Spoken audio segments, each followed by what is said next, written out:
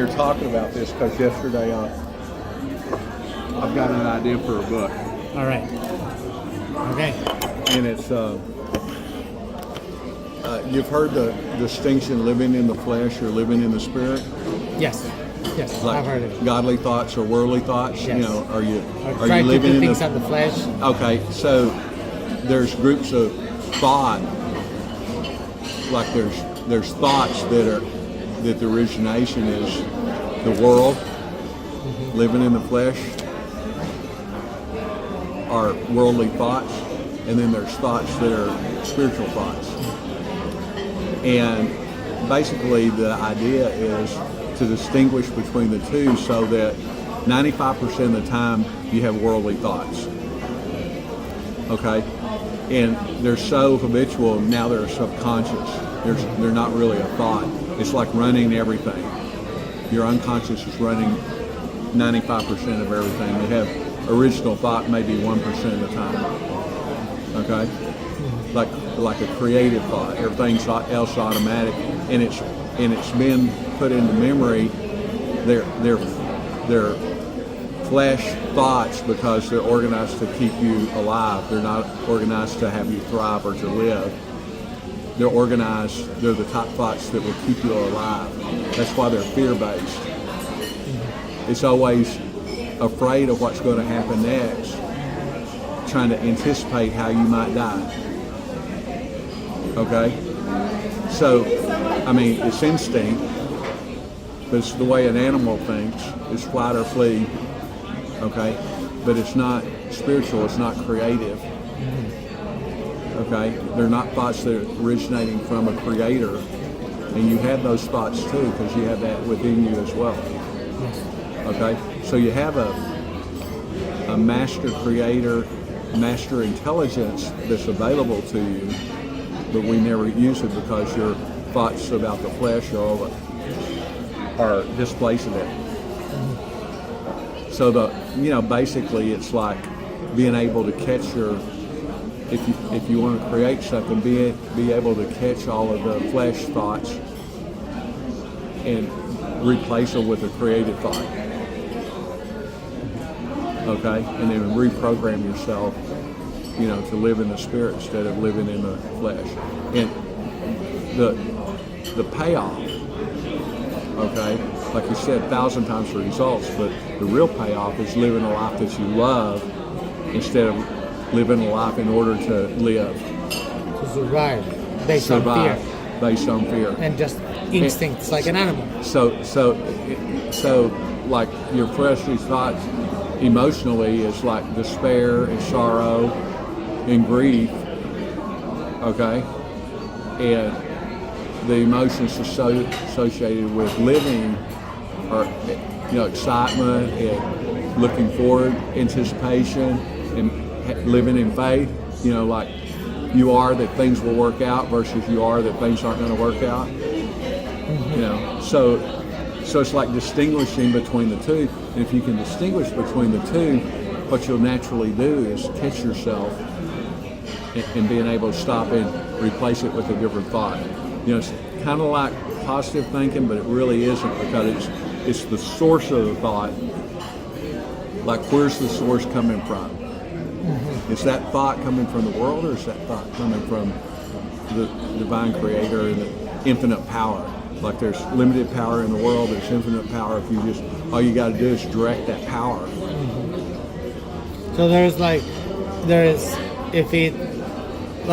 they say, right? Like, the most important person in your life is he who ignites your faith.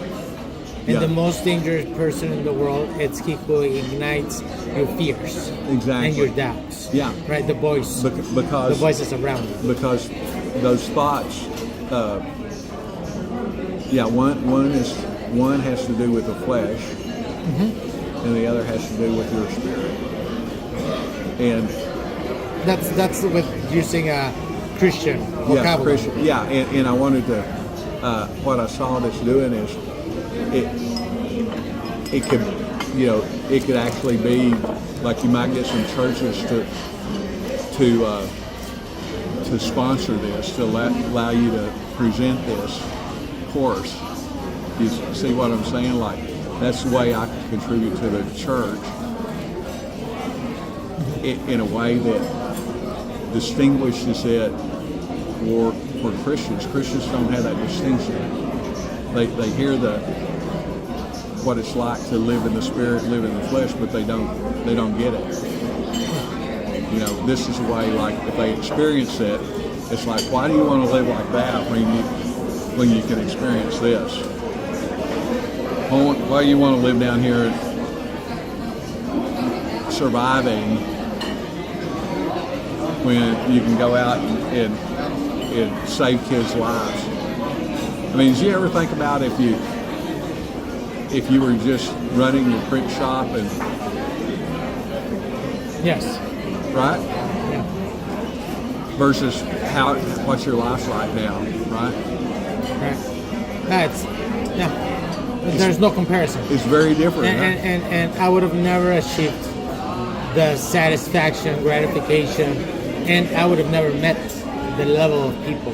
Right. I would have never, like, no matter how many times I continue doing the same thing. Right. I would have never met the people that I'm meeting if I changed, if I had that distinction. Right. So there's a book called and your experience of living, like, you love your life.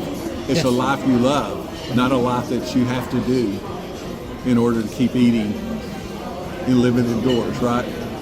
So this book is called The Art of Insight. The art of what? Insight. So you could say that living in the spirit, from what I hear, is like having insights, divine insights. Insight. Yeah. Right? It's actually in communication with the divine intelligence Yes. and the Creator. You have that spirit in you. So Okay. But we're not using it. we're not using it. So I kind of like started learning a little bit more about in me, not in me, because that book says, okay, so the first step, he says, being connected to the divine, to the insights, is something that it's always available to you. It is. It is always available. See, the problem is that we are thinking in survival all the time, and you're just like, we're creatures of habit. So Yes. our mind continuously goes to the same thing, the same patterns, the same Exactly. thing, the same That's patterns. what I'm talking about. So he says in the book, is like, so the first step, he says, and I love that, he says, cast yourself every time you think about a new thought, just a new thought, Yeah. right? Like, I don't know, maybe licking the bottom of the bottle. There's very few new thoughts. There's very few new thoughts. So Yeah. train yourself to see when a new thought comes in, right? Mm-hmm. Like I would never thought about licking the bottom of the bottle, Right. bottom of the bottle, Right. right? But it's a new thought. So he says, now cast yourself every time you have these new thoughts, these new ideas, and then notice them. And they're not insights, but it kind of like it makes you notice. And as long as you start noticing, even if it's something dumb, stupid, because usually new thoughts are very stupid, like licking the bottom of the bottle. So, and then he says, but then you'll start seeing that these new ideas come easily, and then you might have one every week, but the ideas have always been there. It's that you've never noticed it because you're just in a pattern. You're just in a reflect. You're just reacting. All the time, reacting instead of having control and looking for those insights, divine insights that are always available. Just one insight will transform your life. One thought will ruin your life. Yeah. One wrong thought. Yeah. One wrong thought. I was guilty for my mama's death, right? Right. And that's it. My son died because sins I committed. Boom, you're gone forever. Right. Right. Until you change that thought. Until you change that. Until you change that thought, you'll keep that.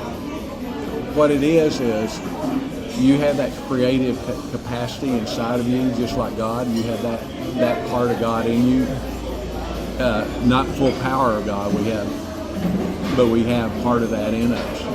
Okay. It's not full power, but it's like a fucking great power. It's just Right. like it's But high level. All we got to do is channel that full power. It's like using that power, coming through us, right? So So you have to be a receptacle for it. You have to be an opening for that to show up. And what, like you said, what's not showing up is being blocked by the other thoughts. Yes. You can't occupy two thoughts at the same time. Yeah. You know, and it's getting conscious of what's running your life. You know, what thoughts are running your life, and then change them. If you don't, if you're not getting results, it's thoughts keeping you. It's your thinking. And The story you tell. It's your story. It's the story, the glasses, the frame. Yeah, it's the framing and all of the meaning and all that stuff that you've attached to it. None of that's real. It's just the story the thought, the belief that you have now. Mm-hmm. Okay, and it's all in your past that you're just recycling. Until you notice it and change it. It's just going to repeat, rinse and repeat. So anyway, that's kind of the thought of the book, and I thought I would back it up with Christianity and Bible verses and stuff. I understand to present it to a church. Yeah.